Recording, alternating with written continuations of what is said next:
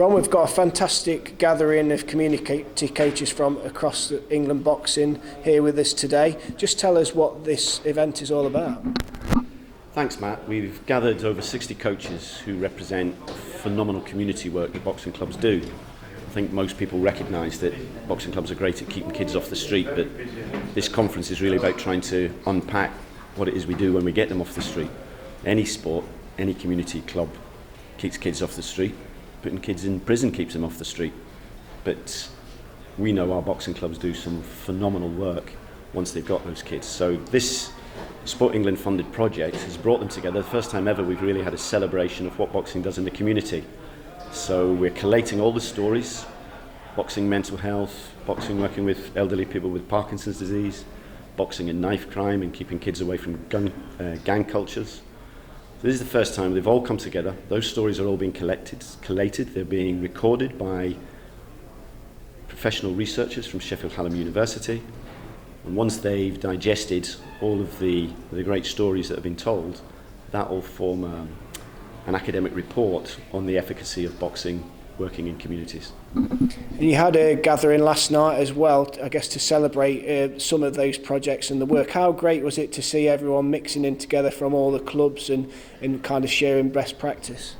Yeah, it was an absolutely fabulous evening. Last night really was the celebration dinner, and it was really good that we were joined by the Chief Executive of Sport England, Tim Hollingsworth, who spoke really proudly about that we are working in a demographic that no real other sport has got so much success as boxing clubs. But Tim wasn't here as a guest tokenistically as from Sport England. We really wanted him to talk to coaches, and he's written a very complimentary email today to thank us for the invite, but more to thank us for giving him the opportunity to speak to community coaches and hear their stories. And how will the information that you've gathered help England boxing going forward?